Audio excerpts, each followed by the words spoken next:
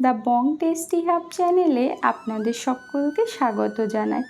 আজ আমি নিরামিষ ছোলার ডালের রেসিপি আপনাদের সাথে শেয়ার করব। পুরো ভিডিওটি দেখার অনুরোধ রইল। এখানে আমি 1 কাপ ছোলার ডাল নিয়েছি, অর্থাৎ 250 গ্রাম। 3 থেকে 4 ঘন্টা ভালো করে ভিজিয়ে রেখে তারপর এখানে আমি জল ঝরিয়ে নিয়েছি। এরপর নিয়েছি একটা বড় সাইজের আলু, ছোট ছোট কিউব করে কেটে নিয়েছি। এখানে নিয়েছি 1/3 কাপ কুচি করা নারকেল, নিয়েছি আদা, আর নিয়েছি কাঁচা লঙ্কা। আদাটাকে আমি গ্রেট করে নিয়েছি আর কাঁচা লঙ্কাগুলোকে চিড়ে নিয়েছি। নিয়েছি কিছু মশলা, যেমন ফোড়নের জন্য নিয়েছি শুকনো লঙ্কা, গোটা জিরে, তেজপাতা, নিয়েছি কাজু বাদাম, কিশমিশ, নিয়েছি স্বাদ অনুযায়ী লবণ, হলুদ গুঁড়ো, জিরে গুঁড়ো, ধনিয়া গুঁড়ো, নিয়েছি চিনি, আর লাগবে হিং, ঘি আর সরিষার তেল। বাকি ইনগ্রিডিয়েন্টসগুলো রান্নার সময় বলে দেব। এবার প্রেসার কুকার গরম করে প্রেসার কুকারের মধ্যে দিয়ে দিলাম সামান্য একটু সরিষার তেল। ফোড়নে দিয়ে দিলাম তেজপাতা। ফোড়নটাকে একটু ভেজে নিয়ে এবার এর মধ্যে আমি দিয়ে দিচ্ছি কেটে ধুয়ে রাখা আলু।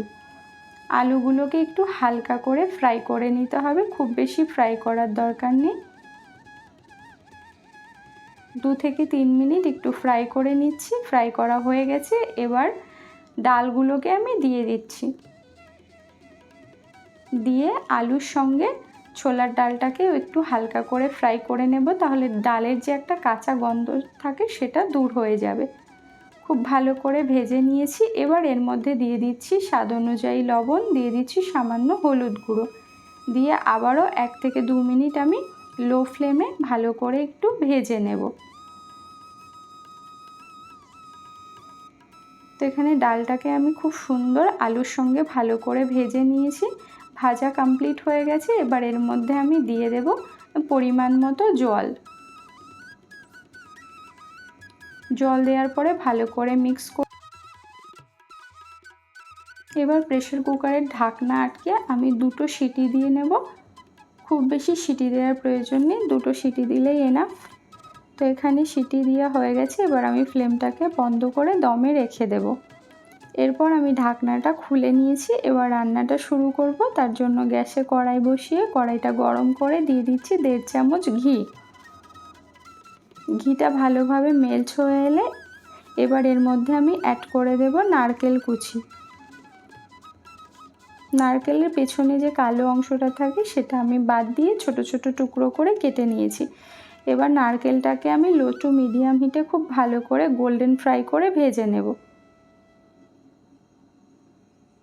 তো গোল্ডেন কালার করে ভেজে নিয়েছি। এবার আমি এর মধ্যে অ্যাড করে দিচ্ছি কাজু বাদাম আর দিয়ে দিচ্ছি কিশমিশ। কাজু আর কিশমিশটাও নারকেলের সঙ্গে ভালো করে এখানে ভাজা ভাজা করে নিতে হবে। তো দেখুন কাজু বাদাম আর কিশমিশটাও খুব ভালো মতো ভাজা হয়ে গেছে। এবার এগুলোকে আমি একটা পাত্রে তুলে নিচ্ছি। এবার আমি কড়াইতে দিয়ে দিচ্ছি 2 চামচ মতো সরিষার তেল। খুব বেশি তেল দেওয়ার প্রয়োজন নেই। ফোড়নে দিয়ে দিচ্ছি গোটা জিরে, শুকনো লঙ্কা, তেজপাতা। ফোড়নটাকে একটু ফ্রাই করে নিয়ে সুন্দর একটা স্মেল বেরোলে এবার দিয়ে দিচ্ছি 1/2 চামচ হিং।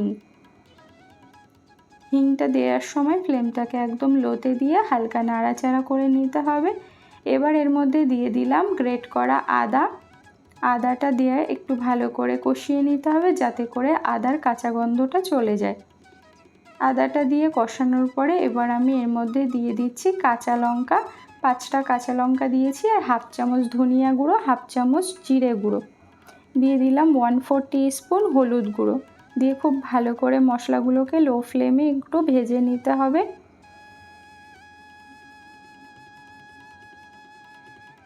তো মশলাটাকে খুব ভালো করে ভেজে নিয়েছি। এবার এর মধ্যে আমি সেদ্ধ করে রাখা আলু আর ডালটা দিয়ে খুব ভালো করে মিশিয়ে নিচ্ছি। এই রান্নাটা আপনারা যে কোনো নিরামিষ দিনে করতে পারেন। এটা কিন্তু খেতে ভীষণই ভালো হয়। তো আপনারা অবশ্যই একবার ট্রাই করবেন। এবার এর মধ্যে দিয়ে দিলাম স্বাদ অনুযায়ী লবণ, দিয়ে একটু ভালো করে মিশিয়ে নিয়ে এবার আমি 2 থেকে 3 মিনিট মিডিয়াম আঁচে ফুটিয়ে নেব।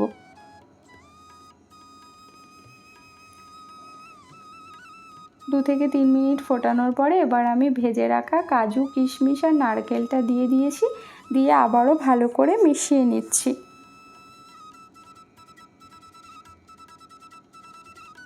দিয়ে আবারও 2 থেকে 3 মিনিট খুব ভালো করে ফুটিয়ে নিয়েছি। এবার দিয়ে দিলাম স্বাদ অনুযায়ী চিনি, দিয়ে দিলাম গরম মশলা 1/2 টিস্পুন, দিয়ে ভালো করে মিশিয়ে নিচ্ছি। আপনারা চাইলে এটা অফিসের লাঞ্চ বক্সে কিংবা বাচ্চাদের টিফিনেও দিতে পারেন। দিয়ে দিলাম 1 চামচ ঘি, দিয়ে ভালো করে মিশিয়ে নিচ্ছি। রান্নাটা এখানে আমার অলমোস্ট কমপ্লিট হয়ে গেছে। এবার ফ্লেমটাকে অফ করে এটাকে সাইডে রেখে দেব। এবার আমি একটা কড়াইতে খুব ভালো করে তেল গরম করে নিয়ে এখানে আমি লুচিগুলোকে ভেজে নিচ্ছি। লুচিগুলো আমি আগে থেকে আটাটা ভালো করে মেখে রেখেছিলাম।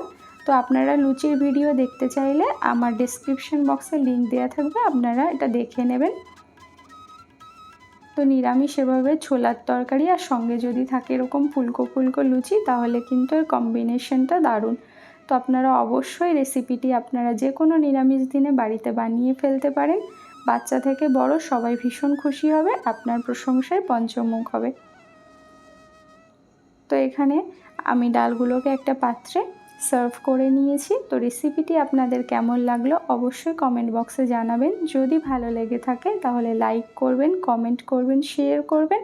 আর চ্যানেলে নতুন হয়ে থাকলে চ্যানেলটিকে সাবস্ক্রাইব করে পাশে থাকা বেল বাটনটি অন করে রাখবেন। Thanks for watching.